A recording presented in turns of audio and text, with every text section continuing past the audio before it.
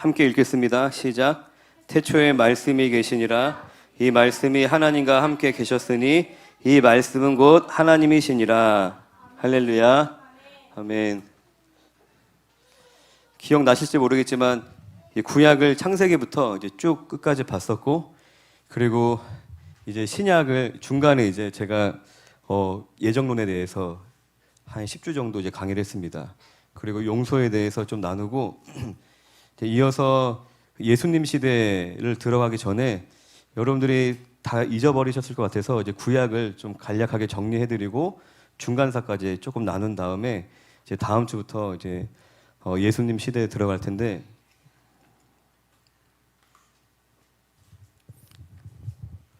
여러분들 기억나실지 모르겠네요. 일단 시대별로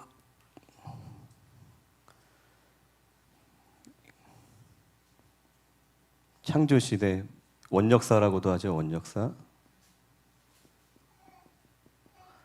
그 다음 뭐죠? 그쵸. 그 다음 출애굽 시대. 그 다음 뭐죠? 출애굽 시대 다음 이제 가나안 정착 시대. 네.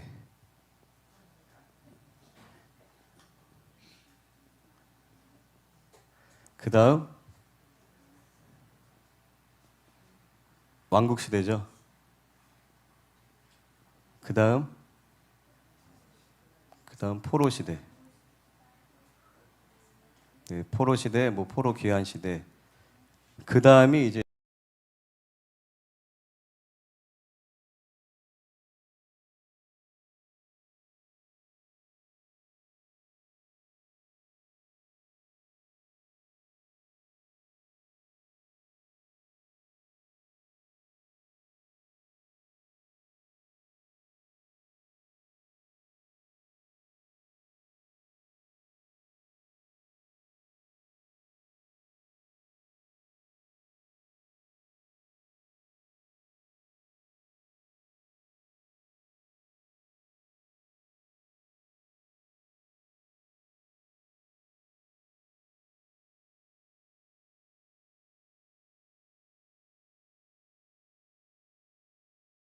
창조 시대는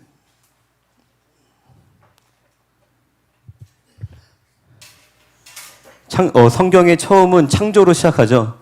창세기 1장 1절에 태초에 하나님이 천지를 창조하시니라. 거기서부터 이미 무엇을 딱 선포하고 시작하냐면 하나님이 모든 것들을 만드셨고 이 세상 모든 것은 누구의 것이에요? 하나님의 것이라는 겁니다. 할렐루야. 인간은 자존자, 내가 절대자, 인간 스스로 뭔가를 성취하고 완성할 수 있는 전능한 존재가 아니라 우리는 하나님이 만드신 피조물이다. 하나님이 우리의 왕이시고 우리의 통치자이심을 이야기를 하고 있는 것입니다. 하나님께서 이 세상을 만드실 때 물질을 가지고 물질 세계를 만드신 게 아니죠. 무에서 유를 창조하셨습니다. 무에서 유. 무엇으로 이 세상을 만드셨죠? 하나님이 빛이 있으라.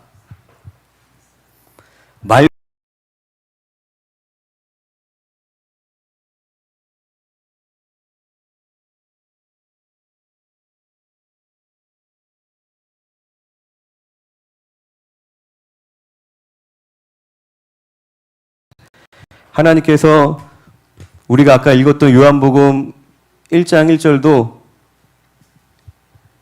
예수님이 곧 무엇이에요? 태초에 말씀이 계시니라. 그 말씀이 곧 하나님이시다. 하나님이 곧 말씀이시고, 그리고 예수님께서도 내가 이른 말이 영이고 생명이다. 하나님이 눈에 보이지 않는 영적인 분이신데 그 보이지 않는 영적인 하나님과 우리가 교제하고 하나님의 인도하심을 받고 하나님을 따르는 것이 무엇을 통해서 영이신 하나님을 따르는 거예요? 말씀을 통해서. 이 말씀이 곧 영인 거예요. 내가 너희에게 이른 이 말이 영이고 생명이다. 할렐루야. 보이지 않는 하나님을 감각적으로 막 더듬더듬 찾는 게 아니라 우리에게 계시된 바 말씀을 통해서 우리가 하나님과 교제를 나누는 것입니다. 이 창조 기사에 보면 이제 우리의 정체성이 담겨져 있습니다. 인간이 어떠한 존재인지, 내가 누군지. 이제 막 철학하시는 분들은 평생 이거 고민하다가 죽는 거잖아요. 내가 누군지 고민하다가. 근데 저희는 뭐 성경 열자마자 나와 있어요. 우리가 누구인지, 내가 왜 살아야 되는지, 왜 존재하는지, 내가 누구인지가 크리스찬은 분명해야 합니다. 하나님께서 이 세상을 창조하셨다는 것은 이제는 내가 하나님과의 관계 안에서 살아가는 존재라는 것입니다. 여러분들 진화론 아시죠? 진화론은 무신론을 기반으로 하고 있는 이론입니다. 신은 없다. 결국에는 뭐예요? 모든 게 다 우연이고 허무함으로 끝나는 것입니다. 모든 게 다 우연이고 결국에는 내가 누군지도 모르겠고 어디로 가는지도 모르는. 그러니까 이 무신론자들은 결국 쾌락을 추구하는 거잖아요. 동물적인 삶을 하나님과의 관계 안에서 내가 존귀하다. 할렐루야. 인류 역사 속에서 그 나라 민족의 문명이 발달하고 도덕성이 발전하는 그 원동력은 다 기독교 신앙입니다. 이 근대화되는 과정에서 어쨌든 사람의 인권이나 이런 것들이 세팅될 때 그 바탕이 다 성경을 통해서, 왜 그러면은 오직 성경만이 인간의 존엄성을 설명해주고 있기 때문입니다. 그러지 않으면은 그렇잖아요. 동물하고 나하고 다를 게 뭐가 있어? 그렇잖아. 그럼 나도 동물처럼 즐길 수 있는 거지. 동물처럼 많은 여자 거느리고 막 씨 뿌리고 다니면서 그러잖아. 그거에 대해서 누가 뭐라고 할 거야? 지금은 법도 제도도 다 파괴시키려고 하는데 명분 자체가 없는 거예요. 그런데 우리의 정체성이 어디에 있다? 하나님과의 관계, 하나님의 말씀에 있는 것입니다. 그리고 성경은 우리의 정체성만 이야기해 주는 것이 아니라 우리의 사명에 대해서도 얘기합니다.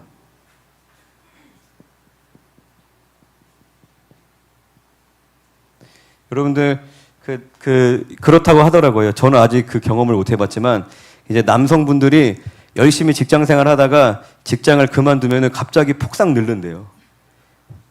그러니까 열심히 일을 하면서 자기의 어떻게 보면 존재를 발견하는 것이죠. 열심히 일을 하는 것이 곧 뭐를 의미해요? 내가 필요한 존재다.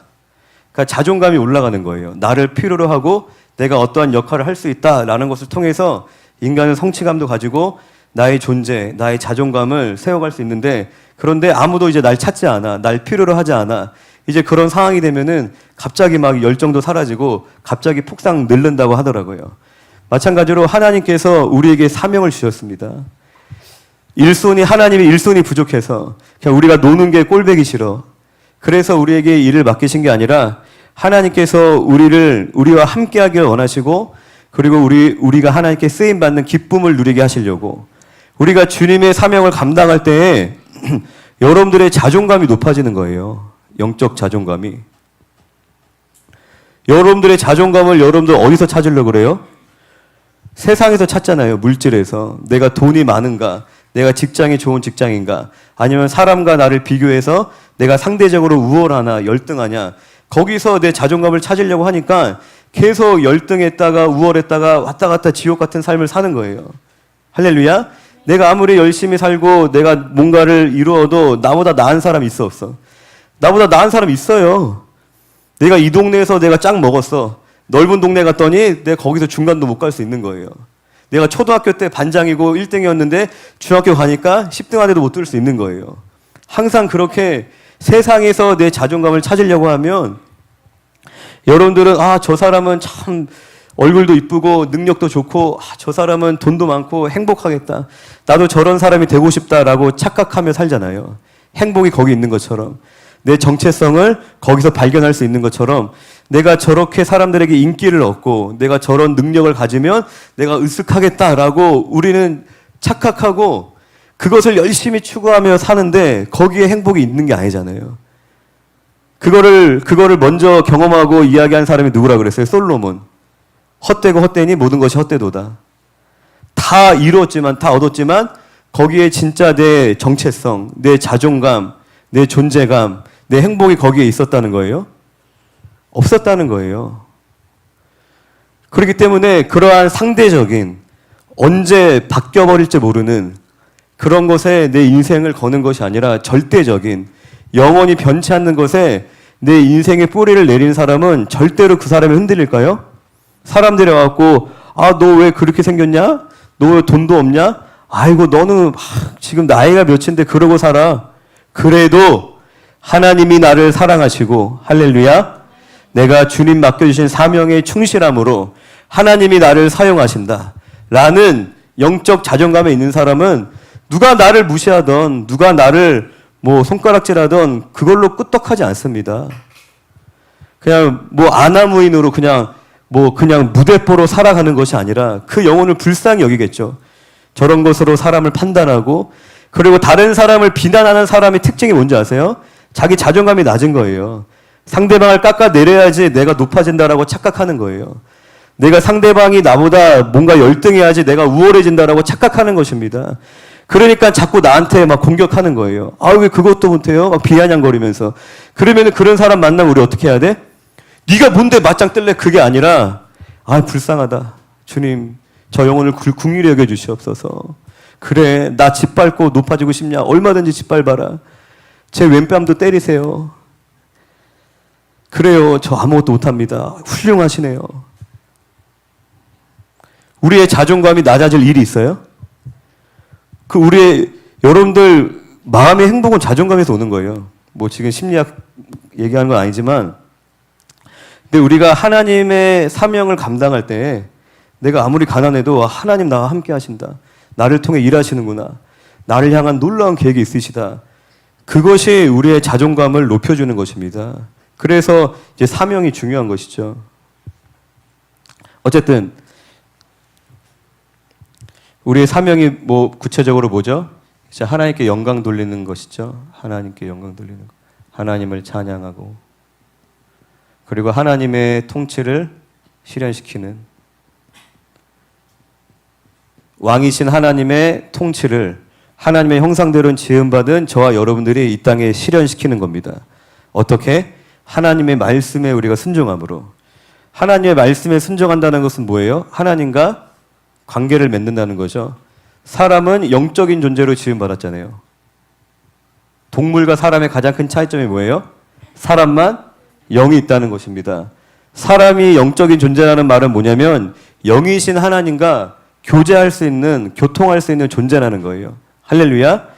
기도는 주시옵소서. 우리가 바라고 원하는 거 구하는 것도 기도지만 하나님과 사귀는 것이 기도의 본질인 거예요. 하나님과 우정을 나누는 것이, 하나님하고 같이 시간을 보내는 것이, 할렐루야. 그러한 유일한 존재가 사람인 것입니다. 그렇게 하나님의 말씀을 따라 순종하며 나아가는 그 사람을 통해서 이 땅에 하나님의 통치를 실현시키는 것이 하나님이 인간을 만든 목적이라는 겁니다. 그런데 이런 인간이 이제 타락을 하였죠. 타락을 어떻게 타락했어? 인간이 어떻게 타락했어요? 사탄에게 속아서 죄를 짓고 하나님을 떠났죠. 타락했다는 것은 우리가 윤리 도덕적인 어떤 그런 관점이 아니라 하나님이 기준입니다. 하나님의 말씀을 떠난 겁니다. 하나님의 말씀을 떠난 것이 타락인 것이죠. 그 타락의 결과가 뭐예요? 첫 번째는 하나님과의 관계가 깨진 겁니다. 모든 관계가 깨지는 것입니다. 하나님과의 관계가 깨지고 사람과의 관계가 깨지고 자연과의 관계가 깨지고 그리고 하나님을 떠난 결과가 죽음이죠. 죽음. 영적인 죽음, 그리고 육체적인 죽음, 그리고 영원한 죽음. 영적인 죽음이 뭐예요? 하나님과의 관계가 깨진 거. 그리고 육체적인 죽음, 우리가 뭐 심장이 멈추는 거. 육체가 땅으로 돌아가는 것이 육체적인 죽음이죠. 그리고 영원한 죽음은 이제 둘째 사망이라고 하는 영원한 불못에 떨어지는 영원한 죽음. 그리고 하나님을 떠난 인간의 특징이 뭐였냐면 하나님의 말씀에 순종하며 하나님을 왕으로 섬기던 인간이 이제 선악을 알게 하는 나무의 열매를 먹고 선악을 저희가 지난주에 원죄가 무엇인지 배웠었죠. 유재길 선교사님한테. 선악을 판단하는 존재가 된 겁니다. 하나님의 뜻이 무엇인지 분별하는 존재에서 하나님의 뜻을 분별하고 그 뜻을 따르는 존재에서 이제는 자기가 기준이 된 거죠. 하나님의 말씀이 기준이 아니라 내가 기준이 되어서 내가 이제 판단하고 내가 단정짓고 내가 결정하고 내가 선택하는 그런 존재가 된 것이 타락인 거예요. 막 추잡한 더러운 짓을 하고 뭐 음란하고 막 그런 것들은 이제 나중에 열매인 거예요. 그런 것이 죄의 본질이 아니라 뿌리는 뭐냐면 영적인 타락. 하나님의 말씀을 떠나고 하나님과의 관계가 깨어져서 이제는 하나님이 나의 기준이 아니라 나의 왕이 아니라 누가 나의 기준이 됐어? 내가 나의 기준이 되어서 살아가는 거. 결국 누구의 통치를 받는 거예요? 사탄 마귀의 통치를 받는 겁니다. 할렐루야. 인본주의, 내가 주인 되어 살아가는 것은 마귀의 통치를 받는 삶인 거예요. 그래서 그런 사람들 많이 있잖아요. 그냥 쉽게 판단하는 사람. 아, 저거는 그렇지 않아. 저건 이래저래. 막 평가해버리고. 물론 나름대로 이제 우리가 뭔가를 판단해야 되죠. 그리고 평가할 수 있지만 우리가 내가 기준이 되어서 평가하고 판단하는 것이 아니라 하나님의 말씀을 하나님의 뜻이 기준되어서 우리가 판단을 해야 된다는 것입니다. 이 타락으로 인하여서 이제 하나님을 경외하는 그런 하나님을 따르는 사람들과 그리고 자신이 주인 되어 마귀를 따르는 사람들, 이제 그 그룹으로 나눠지게 되는 거죠. 이 타락 이후로. 그래서 하나님이 그런데 이들을 긍휼히 여기셔서 창세기 3장 15절에 하나님이 약속을 주십니다. 그 약속이 뭐예요? 창세기 3장 15절. 여자의 후손이 뱀의 머리를 상하게 할 것이다. 뱀이 누구예요? 이 타락한 인류의 통치자인 거예요. 새로운 통치자. 이 인류가 스스로 하나님을 버리고 마귀의 말을 선택하였기 때문에 이제 마귀의 권세 아래 놓였는데 그게 원죄죠. 아담 이후로 태어난 모든 인류에게 전가된, 유전된 그 죄의 뿌리인 것입니다. 그런데 우리가 인간이 어떤 노력을 하더라도 그 뿌리가 바뀌지 않으면 열매가 바뀌지 않는 것이죠. 아무리 선하게 살려고 애를 쓰고 내가 아무리 착하게 살려고 나를 포장해도 내 존재가, 내 뿌리가 바뀌지 않으면 여전히 나는 죄의 열매를 맺을 수밖에 없는 그런 운명에 이제 놓인 것이 타락인 거예요. 그런데 그 죄의 권세에서 우리를 건져낼 약속을 하나님이 주십니다. 그게 누구를 통해서? 여자의 후손. 동정녀 마리아를 통해 탄생한 누구예요? 이분이? 예수님이죠. 우리는 알고 있죠. 근데 유대인들은 모르고 있어요. 아직도 기다리고 있어요. 그래서 이 여자의 후손을 이제 뭐라고 가리키냐면은 구약에서는 메시아. 그리고 헬라어로는 뭐예요? 그리스도. 같은 말이죠? 히브리어로는 메시아. 헬라어로는 그리스도.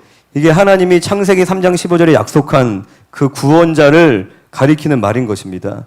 기름 부음 받은 자란 뜻인 것이죠. 그리스도는 직분으로 만왕의 왕, 대제사장, 참 선지자의 직분이 있죠. 구약에 기름 부음 받아 신적 권위가 임하는 그 직분이 새 직분이죠. 그러니까 장차올 여자의 후손, 이 그리스도가 어떤 역할을 할지에 대해서 이제 계시를 하신 겁니다. 그리고 나서 아담과 하와가 자녀를 낳죠. 어떤 사건이 나와요? 가인과 아벨. 가인과 아벨이 나옵니다.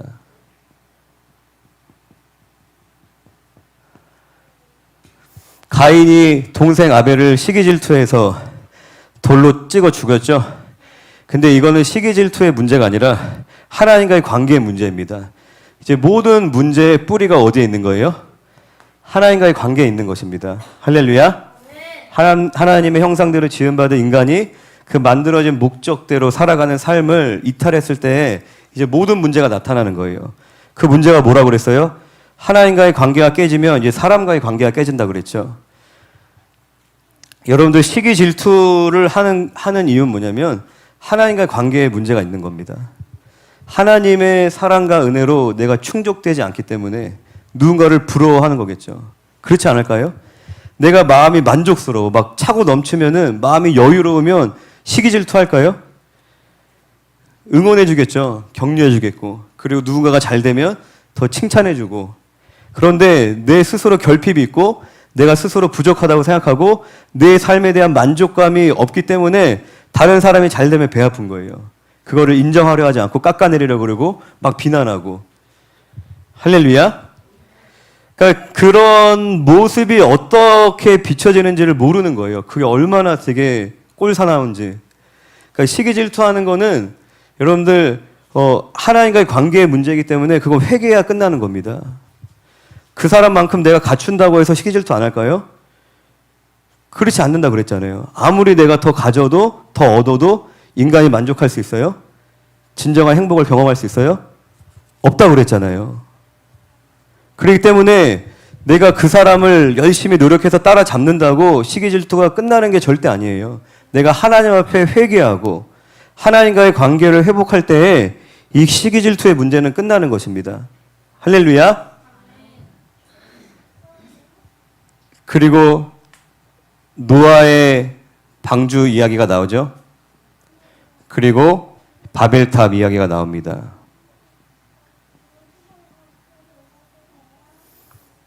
네.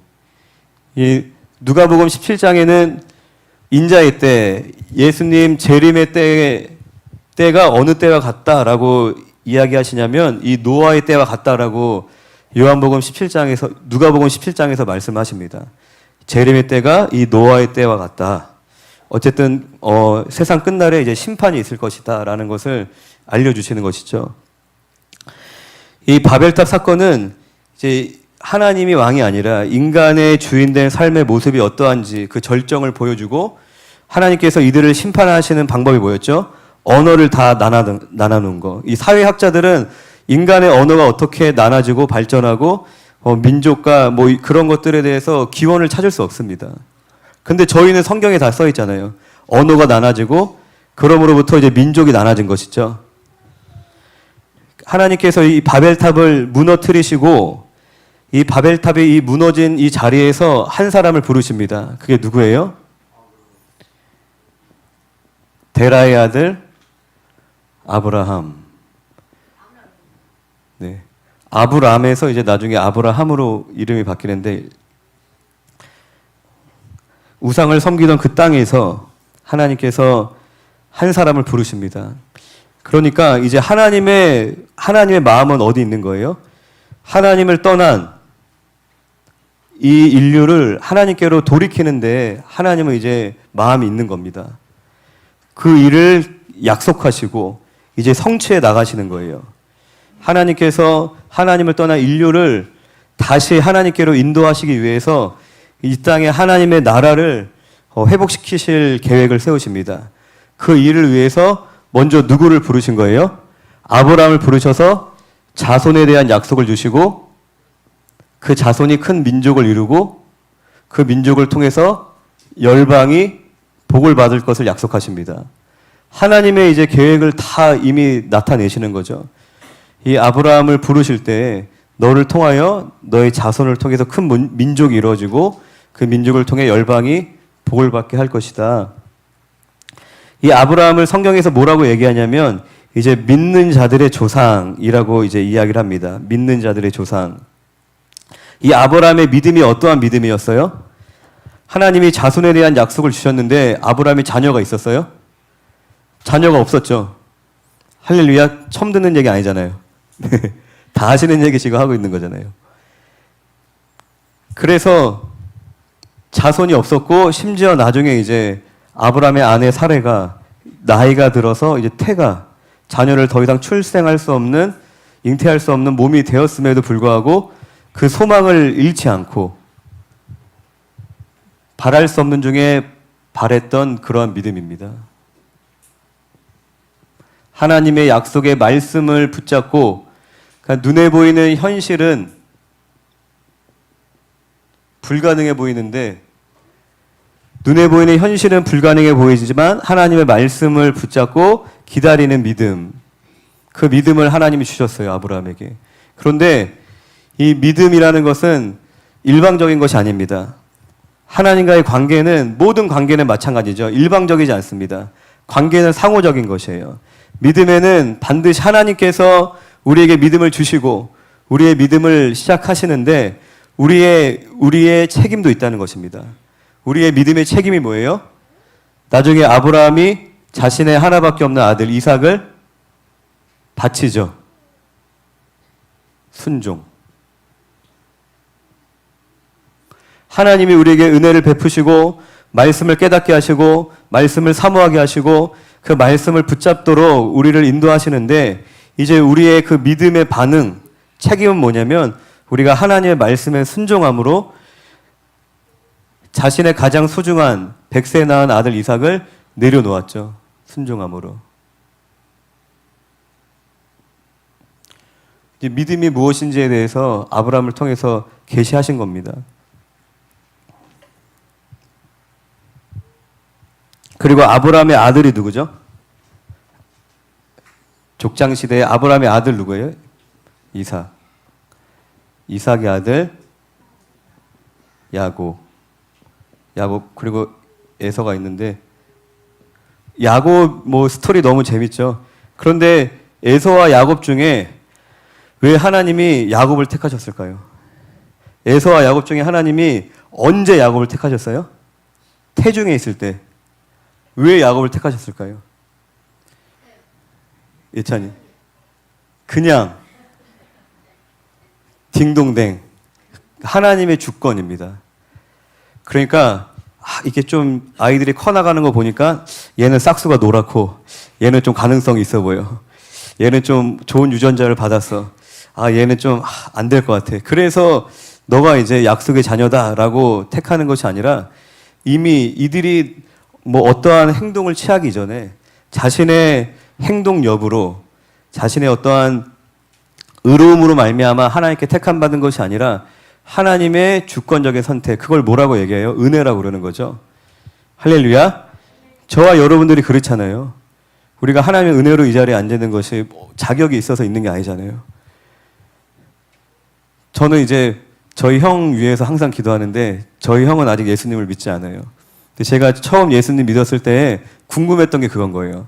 하나님이 나를, 그러니까 내가 내 발로 친구한테 드럼 배우려고 교회 간 줄 알았는데 나중에 성경을 배우다 보니까 내가 내 발로 간 게 아니라 와, 이게 하나님이 다 인도하신 건 거예요. 그게 너무 신기한 거예요. 하나님이 날 택하셨다는 것이 막 감격스럽더라고요. 근데 한 가지 궁금한 게 왜 나였을까? 우리 집에서 나보다 훨씬 공부 잘하고 부모님 말씀도 잘 듣고 그러니까 내가 봐도 되게 존경스러운 우리 형님이 계신데 왜 우리 형이 믿으면 더 복음 전파가 더 수월할 것 같은데 가정 복음화도 그렇고 그건 저도 지금도 모르겠어요. 그냥 은혜인 거예요. 할렐루야. 은혜가 우리의 자랑이 아닌 것이죠. 어쨌든 하나님의 선택. 야곱의 12아들 중에서 11번째 아들 또 누구 이야기가 나와요? 요셉. 족장시대에서 아브라함을 시작으로 아브라함의 아들 이삭, 이삭의 아들 야곱, 야곱의 12아들 중에 이제 요셉 스토리가 펼쳐집니다. 요셉을 통해서 요셉이 이제 요셉 스토리도 다 알죠. 형들의 시기와 질투로 애굽으로 팔려가서 요셉이 애굽의 총리가 되고 요셉을 통해 야곱의 가족들이 이제 애굽으로 건너와서 애굽에서 큰 민족을 이룹니다. 큰 민족.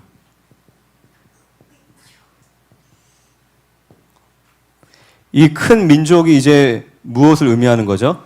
하나님의 플랜은 뭐예요? 지금 하나님의 나라를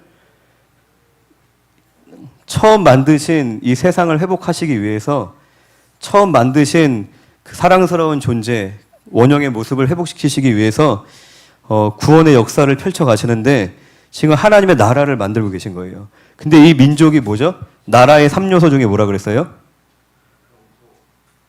국민, 주권, 영토 중에 이 큰 민족이 뭐예요? 영토야? 국민, 사람이잖아요. 큰 민족, 사람. 그러니까 국민. 아닙니다. 네.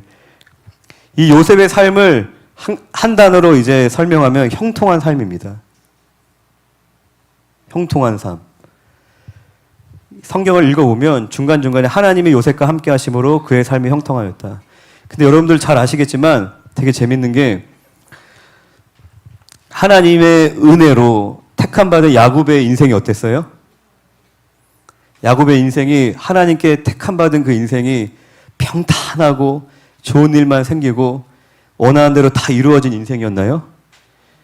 야곱 스스로가 내 인생은 험악하였다라고 고백합니다. 성경에 기록된 그 이상의 고통과 아픔을 통과하며 그 험악한 인생을 살아왔다라고 야곱이 고백을 합니다. 그러니까 하나님께 전적인 은혜로 택함받은 우리의 인생이 여러분들 원하는 대로 다 이루어지시나요? 험악하시나요? 그리고 하나님께서 형통하다라고 평가하시는 그 요셉의 삶이 형통했나요?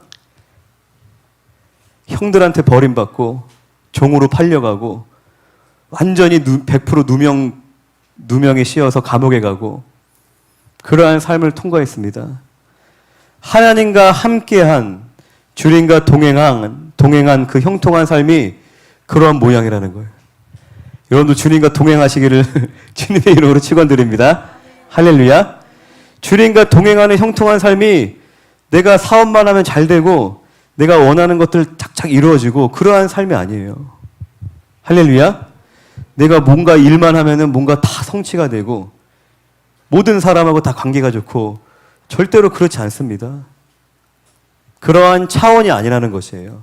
하나님이 바라보시는 은혜, 하나님이 바라보시는 형통함이 그의 삶에 있는 것이죠. 할렐루야. 뭐 자세한 얘기 할 수 없지만 자신을 판 그 형들을 나중에 어떻게 하죠? 요셉이 다 용서하잖아요. 요셉 마음에 하나님 나라가 이루어진 거예요. 그게 형통함인 것입니다. 우여곡절이 많은 험악한 인생길을 통해서 내 안에 하나님 나라가 이루어지는 것이 그게 은혜이고 그게 형통한 것이에요. 눈에 보이는 물질적인 어떠한 삶이 성취되고 이루어지는 것이 애시당초 출발이 아니었어요. 내가 사람들에게 오해받고 내가 하는 일이 번번이 실패하더라도 내가 하나님 앞에 더 겸손하게 무릎을 꿇을 수 있다면, 내가 주님을 더 사랑할 수 있다면, 내가 누군가를 더 넉넉히 용서하고 사랑할 수 있는 그런 성품을 열매 맺게 된다면 그게 형통한 삶인 거예요. 그게 승리한 인생인 것입니다.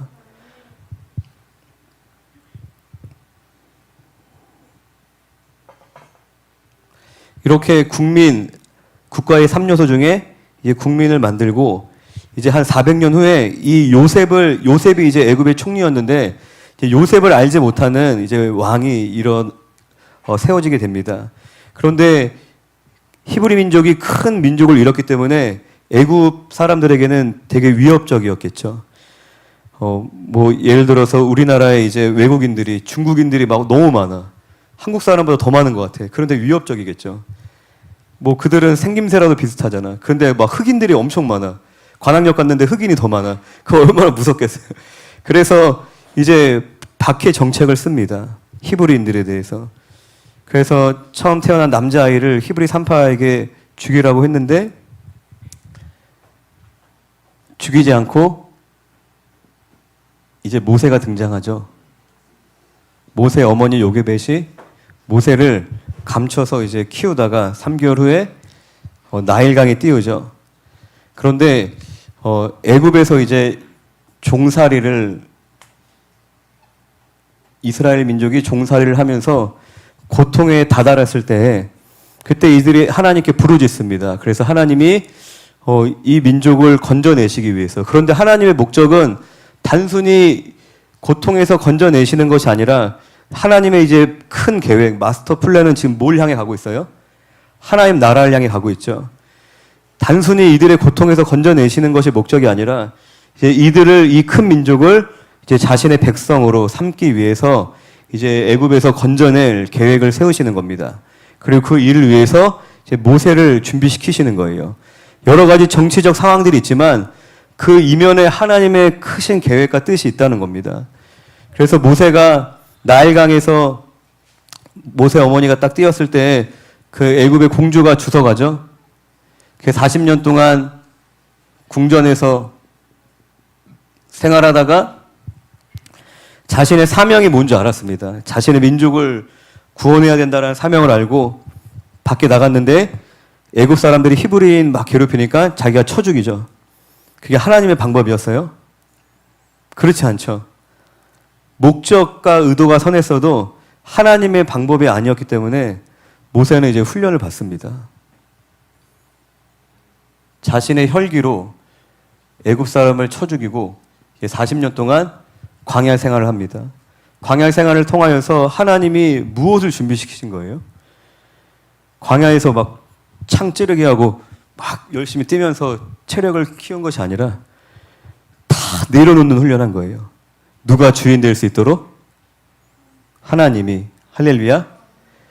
하나님이 사용하셔야 되기 때문에, 이 사람을 통해서 하나님이 일하셔야 되기 때문에, 그리고 내가 내 삶의 주인된 삶을 내려놓는 것이 하나님과의 관계이기 때문에 40년간 광야의 훈련을 받고, 그리고 나머지 40년은 이제 위대한 출애굽의 지도자가 돼서 이스라엘 민족을 이제 애굽에서 이끌어냅니다. 그때 이제 10가지 재앙이 나타나죠. 10재앙. 그 마지막 재앙이 뭐였어요? 애굽에 처음 난 것들을 다 죽이셨죠. 뭐 이제 학자들은 애굽이 제국으로 뻗어나갈 수 있었는데 그때 장자들이 다 죽어버리고, 그리고 홍해바다 건너면서 군대들 다 죽어버리고, 그래서 애굽이 망했다고도 얘기하더라고요. 뭐 완전히 망한 건 아니었지만 제국으로 뻗어나갈 수 있었던 그 나라가 이제 이때 이 재앙으로 인하여서 그렇게 되지 못했다라고도 이제 얘기를 하고 있습니다.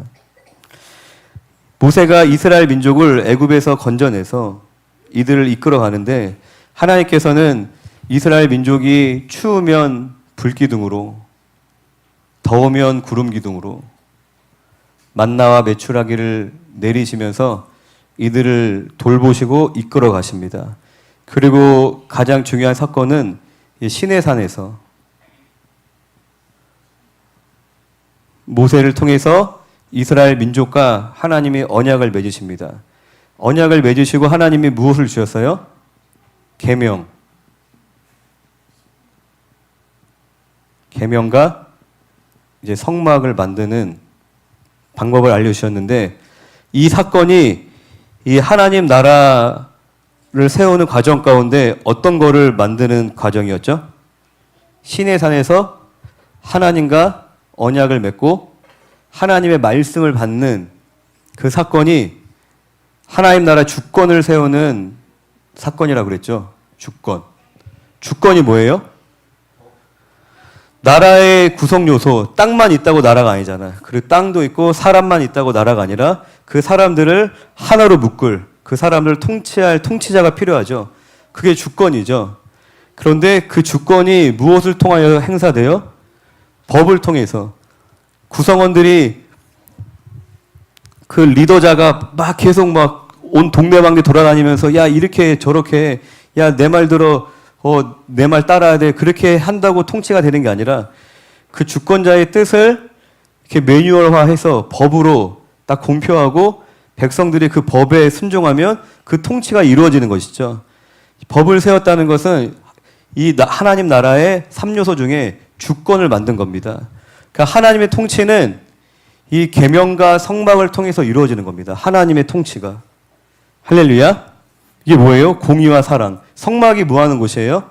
제사 지내는 곳이죠. 하나님이 우리에게 원하시는 것이 율법주의가 아니잖아요. 우리가 계명을 철저하게 완벽하게 지켜서 넌 흠이 없어야 돼. 그게 아니라 하나님은 우리가 만나게 원하시고 계명을 통하여서 하나님 우리에게 원하시는 게 무엇인지 우리가 깨닫고, 그리고 내가 그 기준에 도달할 수 없는 죄인임을 발견하고 성막에서 이제 하나님을 만나는 거죠. 제사 지내면서 죄를 용서받고. 그러니까 이게 뭘 상징해요? 공의와 사랑, 그리고 은혜와 진리. 말씀이 육신이 되어 우리 가운데 거하심에 은혜와 진리가 충만하시도다. 누구에게요? 예수 그리스도. 다 예수님을 가리키고 있는 거예요. 하나님의 그 왕권 통치가 누구에게서 완성돼요? 예수 그리스도. 이 계명과 성막을 통해서 하나님의 주권이 이제 행사가 되는 겁니다. 이 40년의 애굽에서 건져낸 하나님의 백성을 이제 40년 동안 광야에서 하나님이 훈련을 시키십니다. 할렐루야. 훈련을 시키는 목적이 뭐예요? 광야에서? 훈련의 목적은 한 가지인 거예요. 모세를 40년 동안 훈련시키신 목적도 동일하고 이스라엘 백성을 40년 동안 훈련시키는 목적도 똑같은 거예요. 가나안 땅에 들어가 전쟁할 수 있는 전쟁 준비를 시킨 게 아니라 이들이 하나님만을 의지할 수 있도록 하나님 외에 애굽에 살던 때에 우리가 예수를 믿기 전에 우리 옛사람의 성품이 있잖아요. 옛사람의 습관들. 모태신앙도 있겠지만 우리의 제약된 성품들, 세상을 의지하고 사랑했던 그 모든 것들을 다 내려놓고 이제 하나님만을 사랑하고 하나님만을 의지하고 그 신명기 8장에 나오잖아요. 이 광야 생활을 하게 시킨 목적에 대해서 너희가 떡으로만 살 것이 아니라 하나님의 말씀으로 사는지 알게 그 중심을 보시려고 광야의 시간을 허락해 주셨다는 겁니다. 이 광야의 시간을 다 통과하여서 이제 가나안 땅으로 입성을 하게 됩니다. 이때 지도자가 누구죠? 여호수아를 통하여서 이제 땅을 정복하고 땅을 이제 분배하게 합니다. 이제 국가의 3요소 중에 무엇을 이룬 거예요? 영토. 국민, 주권, 영토. 이제 국가의 3요소를 다 이루었죠. 그런데 이 가나안은 이스라엘이 지금까지는 유목민족이었어요. 계속 이제 이동을 하였죠. 양을 치고. 그런데 이 가나안에 들어가서는 정착을 합니다. 농경사회인 거죠. 이 가나안 땅에는 그 농경사회에서 믿는 신이 있어요. 우상이 있습니다. 바알과 아세라라고. 그래서 모세가 신명기에서 그리고 여호수아도 계속 신신당부했던 것이 무엇이냐면 너희들이 그 땅에 들어가서 그 땅의 우상을 섬길까 두렵다. 너희가 그 땅에 들어가서 이제 우리가 출애굽할 때는 여호와 하나님이 우리의 신이었는데 이제 농경사회에서는 우리에게 비를 내려주시고 당장 눈앞에 보이는 현실이잖아요. 먹고 살아야 되는데 우리에게 비를 내려주시고 소출을 잘 맺게 해주시는 바알과 아세라의 우상에 이들이 빠질 수 있기 때문에 이들에게 그러한 경고를 계속합니다. 그런데 이 가나안 땅에 정착한 이스라엘이 그 경고를 이제 어기게 되죠. 가나안 땅에 있는 우상을 섬깁니다. 바알과 아세라 우상을 섬기고 이들이 하나님을 떠나니까 하나님께서 이들을 어떻게 채찍질하세요? 주변 나라들을 통하여서 고통을 주십니다. 그러니까 그 고통 가운데 또 하나님께 이제 살려달라고 부르짖으니까 누굴 보내주세요? 사사. 여기 가서 사사가 나오는 겁니다. 사사. 여러분들 잘 아시는 기드온 알죠? 기드온을 위하여 애들 동화에 맨날 나오는데 그리고 삼손 이런 분들이 이 사사예요. 이제 하나님 나라를 뭔가 이제 나름대로 만들었는데 그들이 그럼에도 불구하고 계속 하나님을 떠나는 모습을 보입니다. 그럴 때마다 사사를 보내셔서 이들을 주변 나라를 통하여 채찍질하시고 사사를 통하여 구원하시기를 거의 400년 가까이 반복을 하는데 급기야 이들이 이제 이스라엘 백성이 왕을 요구합니다. 왜요? 주변에 블레셋 같은 나라를 보니까 강력한 왕을 통해서 중앙 집권, 막 군사를 조직해서 훈련시키고 철기 문명이 막 들어와서 도저히 싸움이 안 되는 거예요. 이스라엘 민족은 당시에는 나라가 형성이 됐지만 왕정 체제가 아니었어요. 신정국가였어요. 그러니까 평상시에는 지파별로 흩어져서 농사 짓다가 이제 블레셋 쳐들어왔다 그러면은 삽 들고 막 뛰어가는 거, 호미 들고 곡괭이 들고 막 전쟁하러 나가는 거예요. 그 싸움이 되겠어요? 그래도 여호와 하나님을 의지했을 때 하나님께서 승리를 주셨는데 근데 이들이 주변 나라를 보면서 우리도 저런 왕을 주세요. 그러니까 하나님이 이들의 왕이었는데 이들이 하나님을 왕으로서 인정하지 않는 것이죠. 눈에 보이는 왕이 필요합니다. 우리를 다스리고 지켜줄, 근데 하나님이 이것을 굉장히 싫어하셨습니다. 근데 결국에는 허락해 주세요.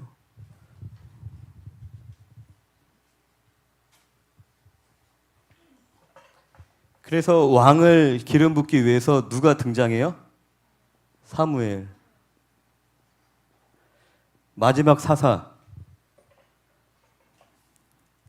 이제 왕국 시대가 이제 시작되는 겁니다. 요 가나안 정착 시대까지 이제 다 이해되셨죠? 이들이 왕을 요구하는 것으로 이야기가 마치고 뭐 룻기가 이제 있는데 어쨌든 사무엘을 통해서 하나님이 누구에게 기름을 부으세요? 처음에 사울 왕에게. 이제 왕국 시대의 중요한 인물은 누구냐면 이제 왕입니다. 인간 왕.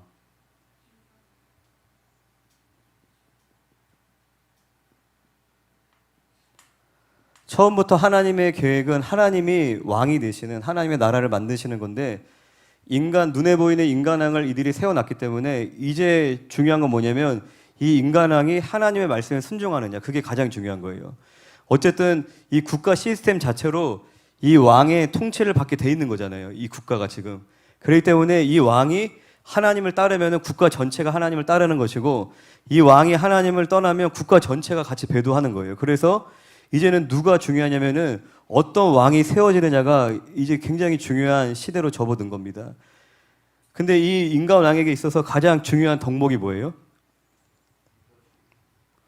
리더십, 용병술, 전투력, 정치력, 그런 것이 아니라 진정한 왕이신 하나님께 순종하느냐, 그것이 인간왕의 가장 중요한 덕목입니다. 그런데 사울이 블레셋과의 전투에서 하나님의 말씀을 어기고 자신의 제사를 드리게 되고, 그리고 아말렉과의 전쟁에서 하나님이 다 진멸하라라고 하셨는데 진멸하지 않았죠. 뭐 한 거예요? 결국 불순종한 거예요. 불순종.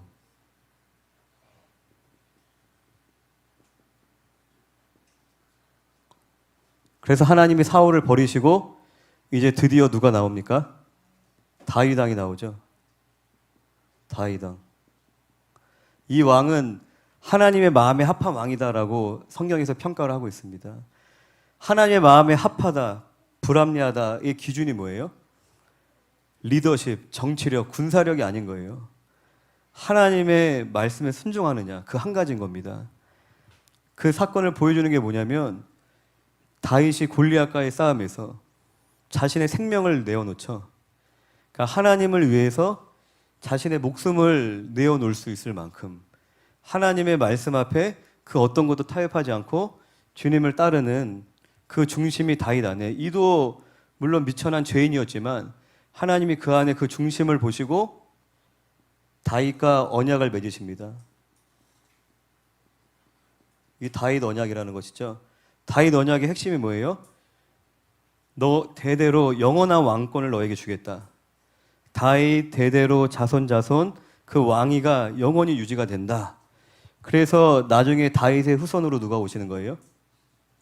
예수 그리스도. 그래서 유대인들은 메시아를 기다릴 때에 그 몇 가지 조건들이 있습니다. 그리고 다윗의 후손이라는 말 자체는 이제 메시아를 지칭하는 어떤 그런 대명사처럼 이제 된 거예요.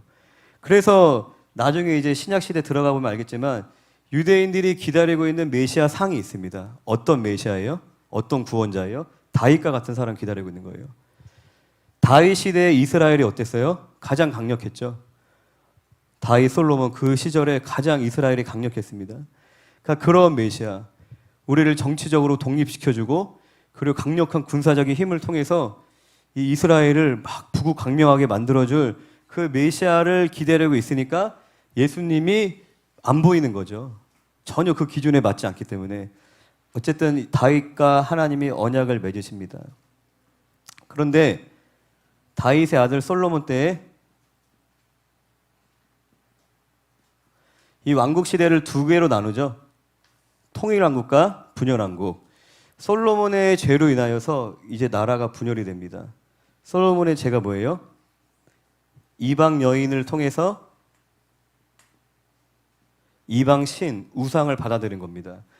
그러니까 모든 타락의 시작은 어디서부터 시작이에요? 영적인 타락에서부터 시작하는 겁니다.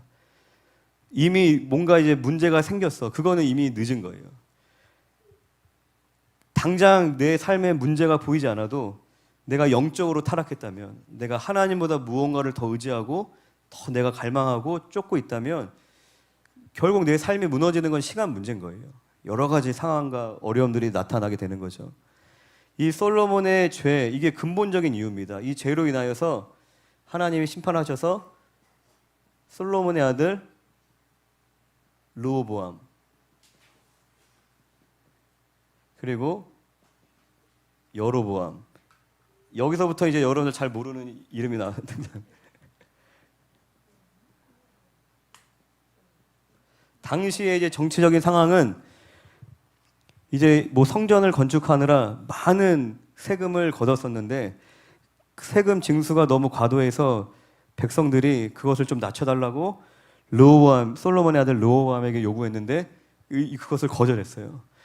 그러니까 솔로몬과 함께했던 그 원로들의 말을 듣지 않고 백성들의 짐을 덜어주라라는 말을 듣지 않고 자기와 같이 자라왔던 그 머리에 피도 안 마른 새파란 사람들의 말을 듣고 저들이 지금 뭐 살만하니까 투정 부린다, 더 힘들게 해야 된다, 그렇게 해서 나중에 반란이 일어나서 유다와 베냐민 지파 두 지파를 제외한 나머지 10지파가 나눠지게 됩니다.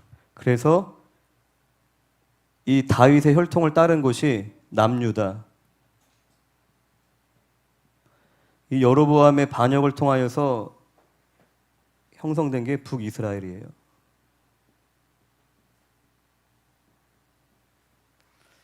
뭐 왕국 시대를 자세히 다 말할 수 없고 그냥 중요하게 이 여로보암이 당시 예루살렘이 남쪽에 있었죠. 그러니까 율법에 절기가 되면 성전에 가서 제사를 지내는 것이 하나님의 뜻이었기 때문에 이 북이스라엘 사람들이 자꾸 이제 절기만 되면 남유다로 내려가는 거예요. 예루살렘 성전이 있으니까. 근데 이제 이 여로보암이 그게 되게 두려웠던 겁니다. 자꾸 남유다로 들락거리면서 그쪽으로 이제 떠날까 봐. 그래서 이 하나님의 말씀을 어기고 북이스라엘에 단을 2개 쌌습니다. 베델이라는 곳과 단이라는 지역에, 이제 단이 가장 위쪽이고 베델이 북이스라엘의 가장 낮은 지역인데 거기에 금송아지를 만들어요. 금송아지를 만들고 이제 북이스라엘 백성들에게 너희가 이제 남유다 가서 예루살렘 성전 가서 제사 지낼 필요가 없다. 여기 이 베델과 단에 이 만들어 놓은 황금 송아지에 절을 하면 된다. 그런 식으로 이제 변질된 종교 행위를 하게 됩니다. 그리고 당시 이제 하나님의 말씀을 가르치는 레위인들, 그리고 그 레위인들이 제사를 집도하였는데 이 북이스라엘에 그냥 아무나 그냥 제사장으로 막 세우는 거예요. 하나님의 말씀을 어기고, 그러니까 여호와 하나님의 이름을 부르긴 하는데 완전히 변질된 거죠. 그것을 이제 뭐라고 부르냐면 이 여로보암의 죄가 이 북이스라엘의 대표적인 죄로 자리를 잡습니다. 그래서 여로보암의 길이라고 이제 성경에서 표현해요. 이후의 왕들이 이제 여로보암의 길을 따르느냐, 다윗의 길을 따르느냐, 하나님 그걸로 이제 평가를 하시는 거예요. 그러다가 이제 더 악한 왕이 생기죠. 아하방. 이 아하방은 그냥 간단하게 바알을 섬기는 제사장의 딸 이세벨과 결혼을 합니다. 그래서 아예 완전한 배도를 하는 거예요. 이 국가 종교를 바알 숭배로 만들어버린 거예요. 그나마 여로보암은 우리 여호와 하나님 섬겨. 근데 자기 편의에 따라 자기 정치적인 어떤 그런 이유에 따라서 변질된 종교를 만들었다면 이 아하방은 완전히 우리는 바알을 섬기는 나라다라고 선포를 해버립니다. 바알 종교 국가로 만듭니다.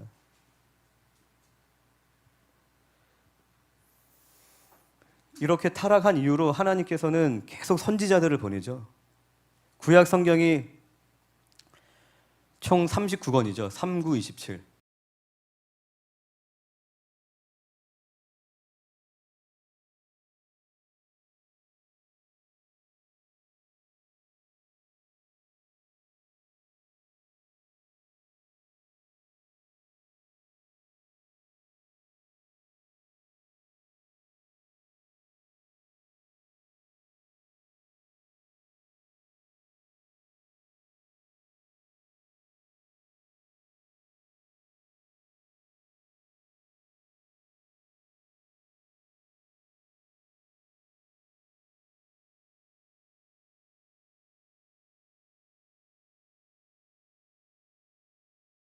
바벨론에게 멸망당합니다.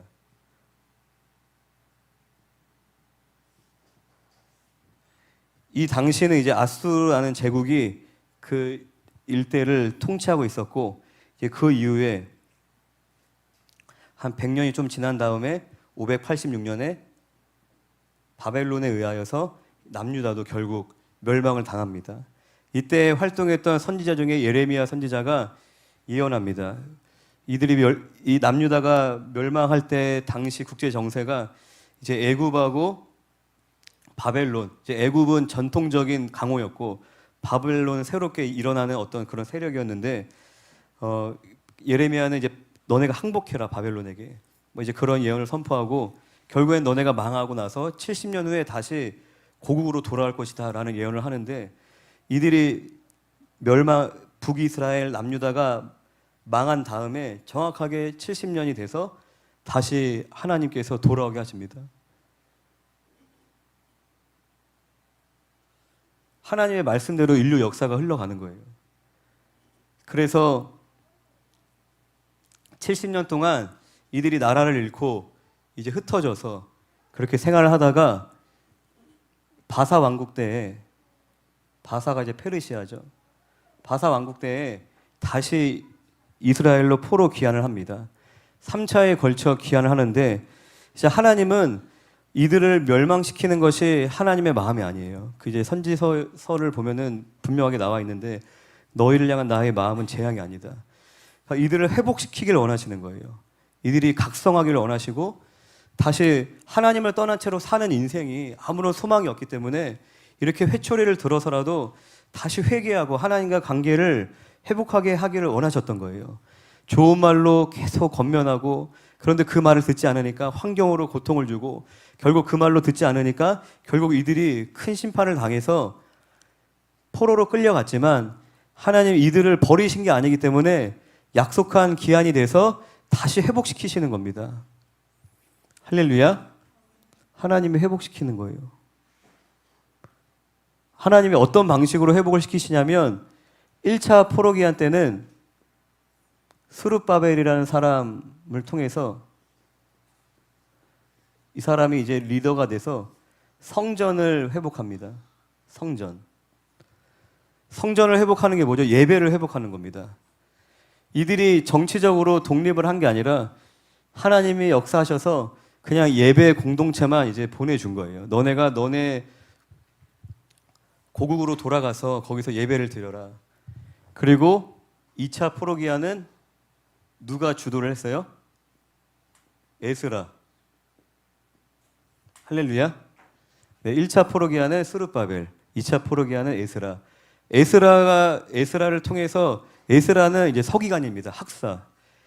말씀 회복 운동이 일어납니다. 그러니까 우리의 신앙을 하나님이 회복시키실 때 그 순서가 있는 거예요. 첫 번째는 뭐의 회복이죠? 예배 회복인 거예요. 예배. 다시 예배 자리에서 하나님의 은혜를 풍성히 누리고, 그리고 말씀을 통해서 내 삶에 흩어졌던 기준들, 잘못되어져 나갔던 부분들을 말씀을 통해 내가 회개하고 다시 바로잡는 겁니다. 그리고 3차 포로기한은 누구예요? 느헤미야. 느헤미야를 통해서 무엇을 회복하냐면 성벽을 건축합니다. 이 성벽이 뭘 얘기하냐면 공동체를 얘기하는 거예요. 공동체. 뭐 우리의 인격, 관계. 우리의 신앙이 어느 단계까지 가야지 완전한 회복이냐면은 성벽은 이제 울타리가 되는 거죠. 외부의 공격을 막는 거죠. 내가 하나님께 은혜를 받아도 내 삶이 바뀌지 않고 내 성품이 변화되지 않으면은 받은 은혜를 금방 잃어버립니다. 금방 마귀에게 공격받고 빼앗길 수밖에 없어요. 할렐루야. 그리고 내가 열심히 기도하고 열심히 말씀 보지만 공동체 안으로 들어가지 않을 수 있습니다. 그냥 나 혼자 신앙, 나 홀로 신앙, 안나가 교회, 뭐 가나안 교회, 뭐 그런 가나안 성도 그런 거 들어보셨나요? 안나가 성도를 반대로 하면 가나안 성도라고 부른다더라고요. 물론 하나님 예배할 수 있어요. 하나님 말씀 볼 수 있어요. 그런데 온전한 회복이 아니라는 겁니다. 결국에는 공동체 안에 가서 공동체에 들어가면 우리의 공동체에서 그냥 교회 안에서 우리의 믿음이 성장하는 겁니다. 우리의 인격이 다듬어지는 거예요. 교회는 가정과 같아요. 내가 가정이 아니라도 나한테 밥 줘요. 나라에서 서울역 가도 밥 주고 그리고 옷도 줘요. 그런데 가정에서 그 자녀가 훈련되잖아요. 온전한 인격으로 모난 것들이 깎아지고 마찬가지로 성도가 그냥 핸드폰 틀어놓고 예배 드릴 수 있어요. 그리고 서점 가서 책 사서 말씀 공부할 수 있어요. 그런데 교회에서 훈련되는 겁니다. 교회에서 믿음이 성장하는 것이고 교회에서 인격이 깎이고 다듬어지고 세상에 나아가서 이제 믿음으로 승리하는 사명을 감당할 수 있는 하나님의 통치를 실현시킬 수 있는 존재로서 준비되는 곳이 어디라고요? 그게 교회인 거예요. 그리고 그 지체가 나를 지켜주는 영적인 성벽, 울타리가 되는 것입니다. 내가 힘들 때 곁에서 나를 위해 중보해 줄 수 있고 나를 위로해 줄 수 있고 나를 붙잡아 줄 수 있는 그 지체가 우리에게 영적인 성벽, 울타리가 된다는 겁니다. 그러니까 공동체를 통하여서 우리의 인격이 다듬어지고 내 믿음이 성장하고 그리고 함께하는 그 지체들, 그들이 우리에게 성벽이 된다는 것입니다. 이게 포로 귀환 시대, 이 포로 귀환 시대의 이제 중요한 포인트는 뭐냐면 이 국가가 멸망하면서 이스라엘 백성 가운데는 어떤 충격이 있었냐면 자신들이 선민, 하나님께서 택한 백성이다. 그리고 이 하나님은 그냥 신이 아니라 정말 다른 어떤 신보다 위대한 신이다라고 믿었는데 이 하나님의 나라가 이렇게 멸망할 수 있어? 하나님이 우리를 버리신 건가? 이제 이런 의문이 드는 거예요. 하나님이 능력이 없는 하나님이신가? 하나님보다 더 위대한 신이 있는 건가?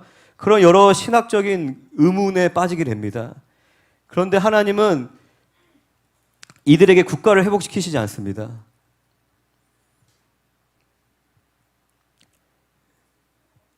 이제 국가 중심의 신앙에서 성전 중심의 신앙으로 하나님은 넓히시는 거예요.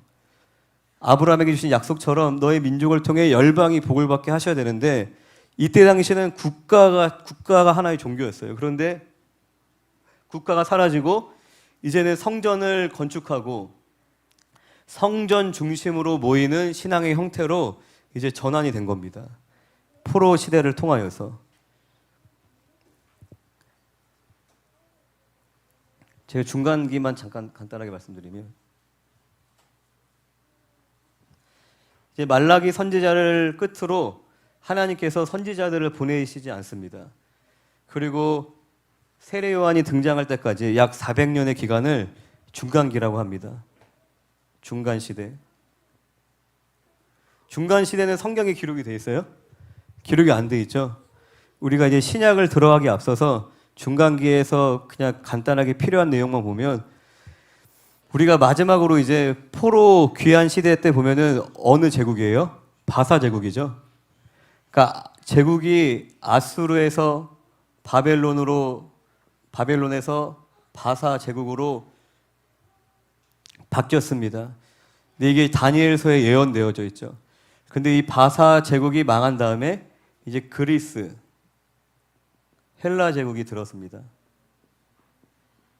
그리고 그리스 헬라 제국이 망한 다음에 로마 제국이 세워지는데 이제 예수님이 활동하셨던 당시가 로마가 통치하고 있었던 그 상황인 거죠.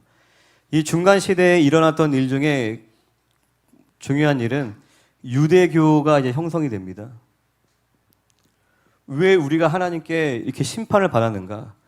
치열하게 이제 고민을 하죠. 이렇게 성전이 회복되고 말씀이 회복되고 성벽을 증축한 이후에 그래도 이 안에서 이제 깨어 있는 자들이 치열하게 고민을 해서 내린 결론이 뭐냐면 말씀을 떠나선 거예요. 여러 정치적 상황도 있었지만 너무나 당연한 거지만 하나님의 말씀을 우리가 떠나서 우리가 하나님께 심판받았다. 그래서 이제는 열심히 말씀을 연구하는 서기관들을 막 세웁니다. 그리고 회당이라는 것들이 생깁니다.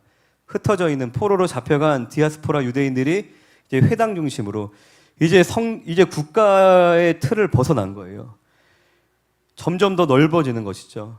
그리고 성전도 벗어나서 이제 회당 중심으로 모여서 말씀을 가르치고 배우는 문화들이 생겨납니다. 그러면서 자연스럽게 유대교가 형성이 돼요. 이제 종교의 형태를 띠면서 이 종교로서 이제 이들이 이렇게 묶어지는 것이죠. 그리고 로마 제국 당시의 통치 구조를 보면 이 로마는 각 지역마다 자체적으로 통치할 수 있도록 분봉왕이라는 것을 세웁니다. 이제 헤롯 왕이 분봉왕이죠. 그리고 로마